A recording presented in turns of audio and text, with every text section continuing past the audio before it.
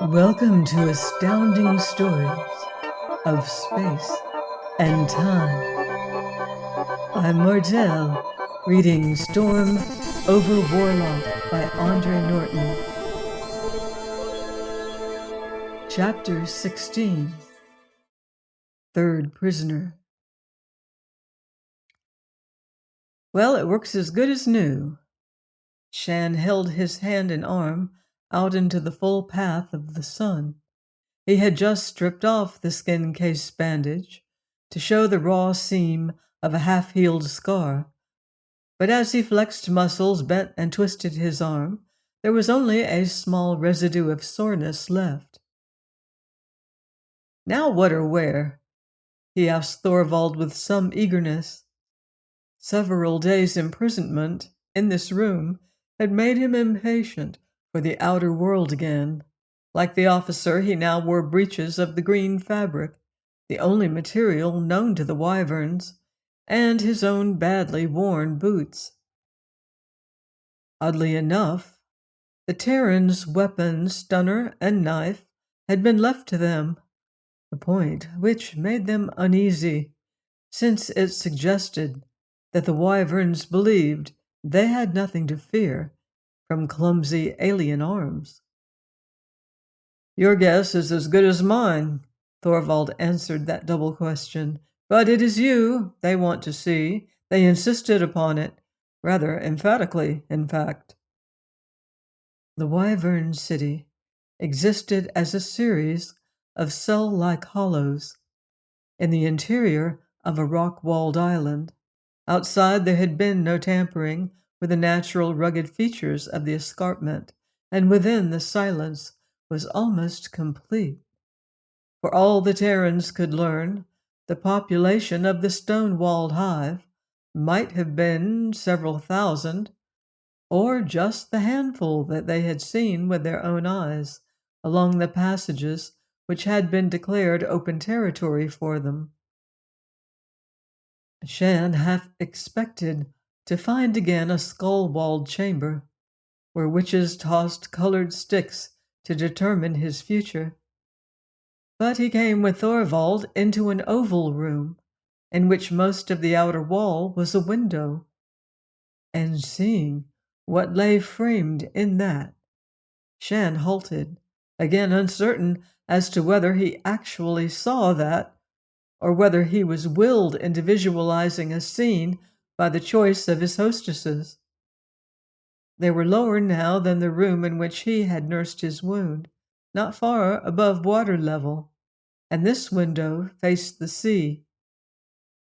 Across a stretch of green water was his red-purple skull, the waves lapping its lower jaw, spreading their foam in between the gaping rock fringe which formed its teeth, and from the eye hollows flapped the clack-clacks of the sea coast, coming and going as if they carried to some imprisoned brain within that giant bone case messages from the outer world. "My dream," Shann said. "Your dream." Thorvald had not echoed that. The answer had come in his brain.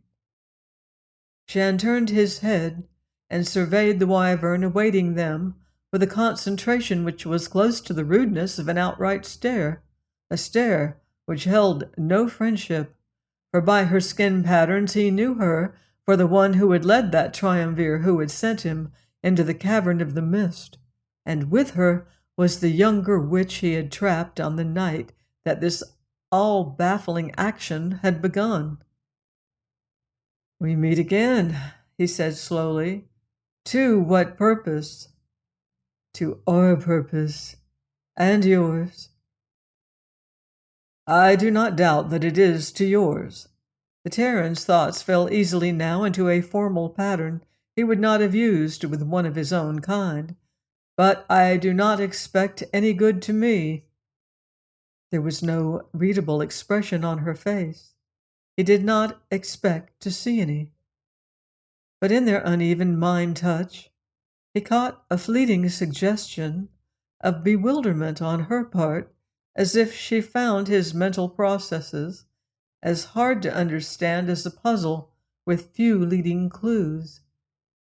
We mean you no ill, Star Voyager. You are far more than we had first thought you, for you have dreamed false and have known. Now, dream true, and know it also. Yet, he challenged, you would set me a task without my consent. We have a task for you, but already it was set in the pattern of your true dreaming, and we do not set such patterns, Starman. That is done by the greatest power of all. Each lives within her appointed pattern, from the first awakening to the final dream. So we do not ask of you any more than that which is already laid for your doing. She arose with that languid grace which was a part of their delicate jeweled bodies, and came to stand beside him, a child in size, making his Terran flesh and bones awkward, clawed-like in contrast. She stretched out her 4-digit hand, her slender arm ringed with gems, circles, and bands, measuring it beside his own, bearing that livid scar. We're different, Starman, yet still we are both dreamers, and dreams hold power. Your dreams brought you across the dark, which lies between sun and distant sun.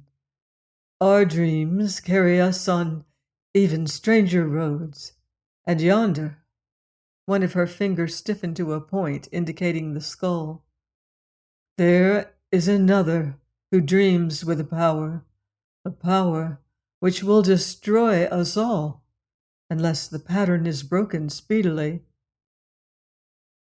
And I must go to seek this dreamer?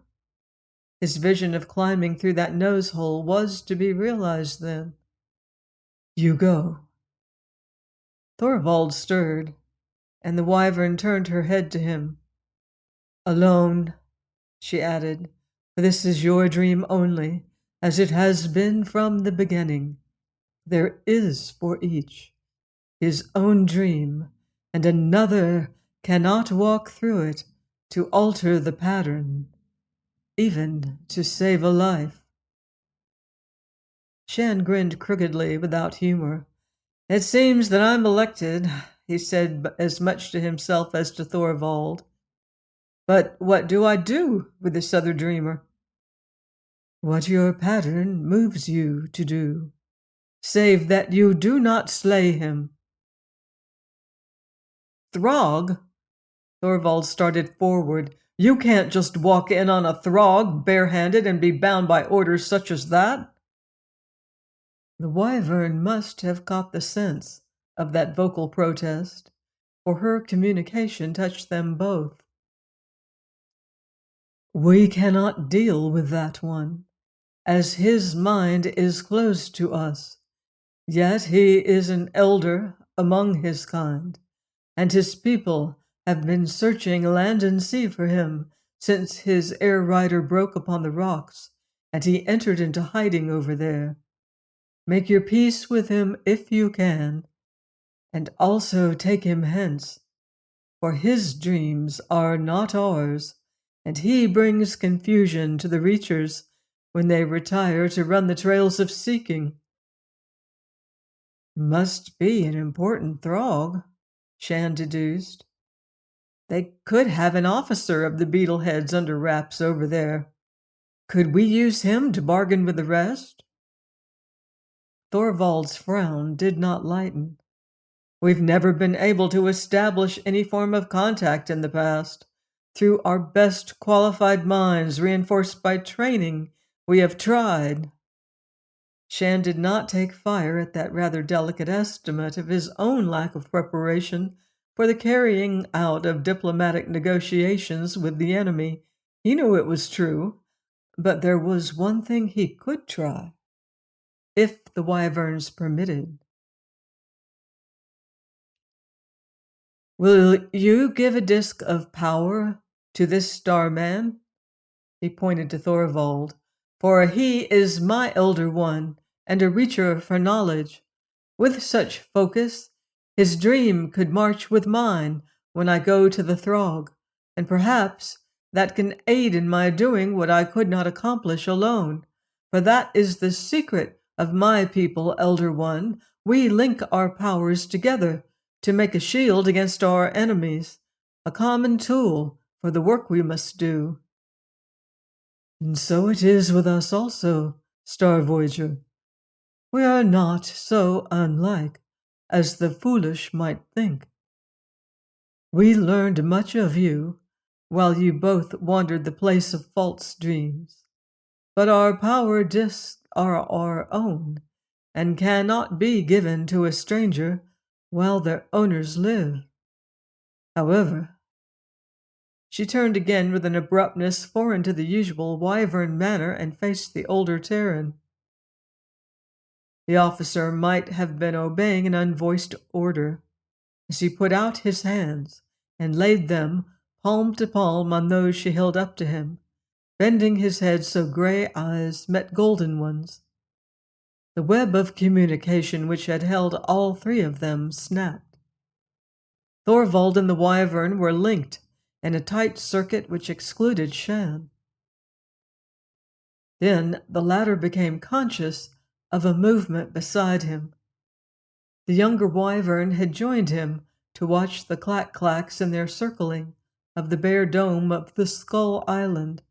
"Why do they fly so?" Shann asked her. "Within they nest, care for their young. Also they hunt the rock creatures that swarm in the lower darkness." The rock creatures? If the skull's interior was infested by some other native fauna, he wanted to know it. By some method of her own, the young wyvern conveyed a strong impression of revulsion, which was her personal reaction to the rock creatures. "Yet you imprisoned the Throg there," he remarked. "Not so!" Her denial was instantaneous and vehement. "The other worlder fled into that place in spite of our calling. There he stays in hiding. Once we drew him out to the sea, but he broke the power and fled inside again." "Broke free?" Shann pounced upon that. "From disk control?" "But surely," her reply held something of wonder. "Why do you ask, Star Voyager? Did you not also break free from the power of the disk when I led you by the underground ways awaking in the river? Do you then rate this one as less than your own breed, that you think him incapable of the same action?" "Of Throgs I know as much as this." He held up his hand, measuring off a fraction of space between thumb and forefinger. "Yet you knew them before you came to this world." "My people have known them for long. We have met and fought many times among the stars." "And never have you talked, mind to mind?" "Never. We have sought for that, but there has been no communication between us, neither of mind or of voice." "This one you name Throg is truly not as you," she assented. "And we are not as you, being alien and female. Yet, Starman, you and I have shared a dream." Shann stared at her, startled, not so much by what she said, as the human shading of those words in his mind. Or had that also been illusion? "In the veil, that creature which came to you on wings, when you remembered that, a good dream, though it came out of the past, and so was false in the present, but I have gathered it into my own store. Such a fine dream, one that you have cherished." "Trav was to be cherished," he agreed soberly. "I found her in a broken sleep cage at a spaceport when I was a child. We were both cold and hungry, alone and hurt. So I stole and was glad that I stole Trav for a little space. We were both very happy. Forcibly he stifled that memory. So though we are unlike in body and in mind, yet we find beauty together, if only in a dream. Therefore, between your people and mine, there can be a common speech. And I may show you my dream store for your enjoyment, Star Voyager. A flickering of pictures, some weird, some beautiful, all a little distorted, not only by haste but also by the haze of alienness which was a part of her memory pattern, crossed Shann's mind. Such a sharing would be a rich feast, he agreed. All right. Those crisp words in his own tongue brought Shann away from the window to Thorvald. The survey officer was no longer locked hand to hand with the Wyvern witch, but his features were alive with a new eagerness. We're going to try your idea, Lantee. They'll provide me with a new unmarked disc, show me how to use it, and then I'll do what I can to back you with it. But they insist that you go today. What do they really want me to do? Just rout out that Throg? Or try to talk him into being a go-between with his people? That does come under the heading of dreaming. They want him out of there and back with his own kind if possible. Apparently, he's a disruptive influence for them. He causes some kind of a mental foul-up, which interferes drastically with their power.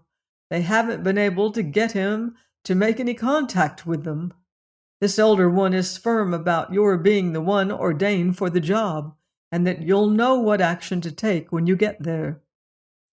Must have thrown the sticks for me again, Shann commented. Well, they've definitely picked you to smoke out the Throg, and they can't be talked into changing their minds about that. I'll be the smoked one if he has a blaster. They say he's unarmed. What do they know about our weapons or a Throg's?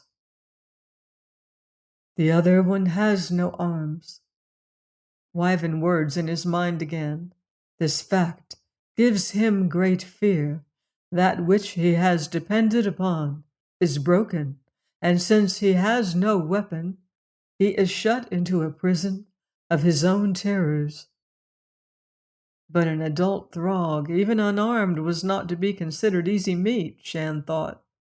Armored with horny skin, armed with claws and those crushing mandibles of the beetle mouth, a third again as tall as he himself was. No, even unarmed, the Throg had to be considered a menace.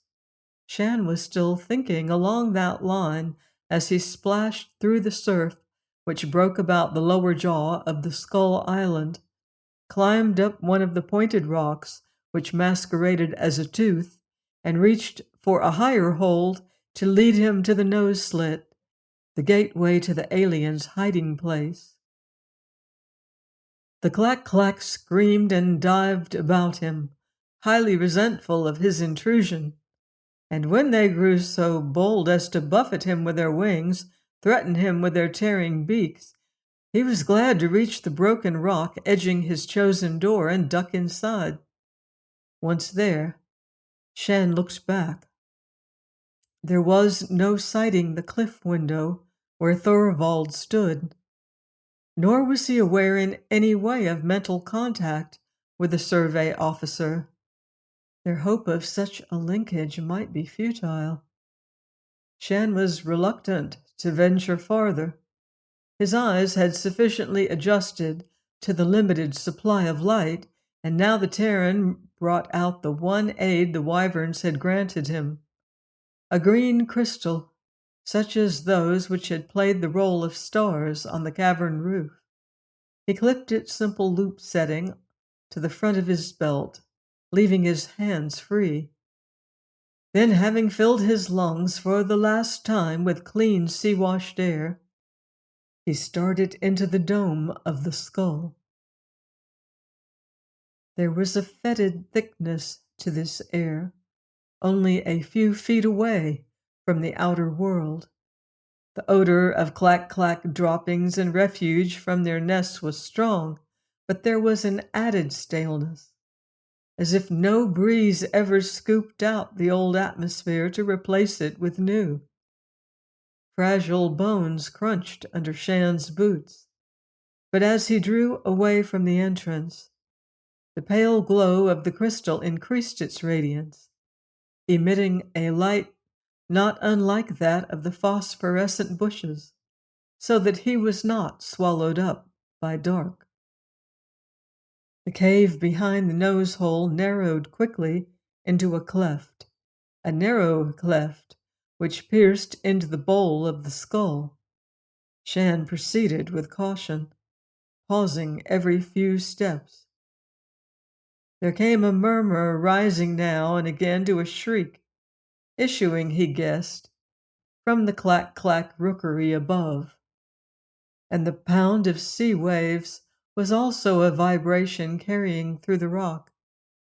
He was listening for something else, at the same time testing the ill-smelling air for that betraying muskiness which spelled Throg.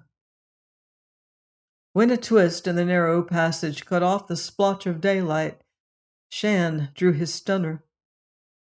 The strongest bolt from that could not jolt a Throg into complete paralysis, but it would slow up any attack. Red, pinpoints of red, were edging a break in the rock wall. They were gone in a flash. Eyes, perhaps of the rock dwellers, which the wyverns hated. More red dots farther ahead. Shann listened for a sound he could identify. But smell came before sound. That trace of effluvia which in force could sicken a Terran was his guide. The cleft ended in a space to which the limited gleam of the crystal could not provide a far wall, but that faint light did show him his quarry. The Throg was not on his feet ready for trouble, but hunched close to the wall, and the alien did not move at Shann's coming. Did the beetle head sight him? Shann wondered. He moved cautiously, and the round head with its bulbous eyes turned a fraction. The mandibles about the ugly mouth opening quivered.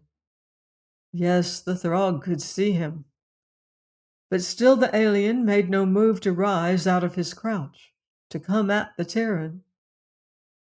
Then Shann saw the fall of rock, the stone which pinned a double-kneed leg to the floor, and in a circle about the prisoner were the small crushed furred things which had come to prey on the helpless, to be slain themselves by the well-aimed stones, which were the Throg's only weapons of defense. Shann sheathed his stunner. It was plain the Throg was helpless and could not reach him. He tried to concentrate mentally on a picture of the scene before him, hoping that Thorvald or one of the wyverns could pick it up.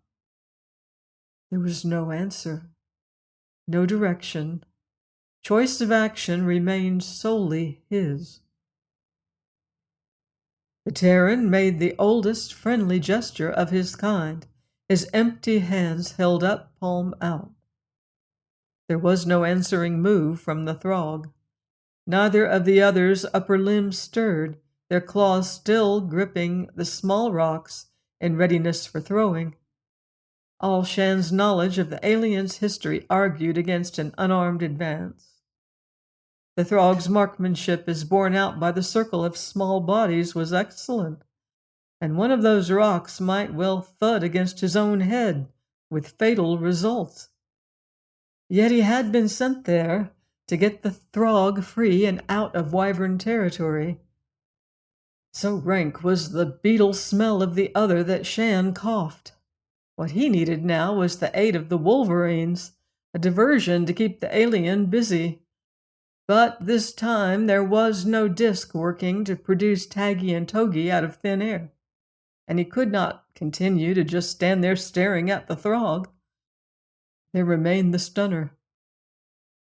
Life on the dumps tended to make a man a fast draw. a matter of survival for the fastest and most accurate marksman. And now one of Shann's hands swept down with a speed which, learned early, was never really to be forgotten. He had the rod out and was spraying on a tight beam straight at the Throg's head before the first stone struck his shoulder and his weapon fell from a numbed hand. But a second stone tumbled out of the Throg's claw. The alien tried to reach for it, his movements slow, uncertain. Shann, his arm dangling, went in fast, bracing his good shoulder against the boulder which pinned the Throg. The alien aimed a blow at the Terran's head, but again so slowly, Shann had no difficulty in evading it. The boulder gave, rolled, and Shann cleared out of range, back to the opening of the cleft, pausing only to scoop up his stunner. For a long moment, the Throg made no move. His dazed wits must have been working at very slow speed. Then the alien heaved up his body to stand erect, favoring the leg which had been trapped. Shann tensed, waiting for a rush. What now? Would the Throg refuse to move? If so, what could he do about it? With the impact of a blow, the message Shann had hoped for struck into his mind, but his initial joy at that contact was wiped out at the same speed. Throg ship overhead. The Throg stood away from the wall, limped out, heading for Shann, or perhaps only the cleft in which he stood. Swinging the stunner awkwardly in his left hand, the Terran retreated, mentally trying to contact Thorvald once more. But there was no answer. He was well up into the cleft, moving crabwise, unwilling to turn his back on the Throg. The alien was coming as steadily as his injured limb would allow, trying for the exit to the outer world. A Throg ship overhead. Had the castaway somehow managed to call his own kind? And what if he, Shann Lantee, were to be trapped between the alien and a landing party from the flyer? He did not expect any assistance from the Wyverns, and what could Thorvald possibly do? From behind him at the entrance of the nose slit, he heard a sound which was neither the scolding of a clack-clack nor the eternal growl of the sea. Please join me next time for another exciting chapter of Storm over Warlock by Andre Norton, here on Astounding Stories of Space and Time. Until then, watch the skies.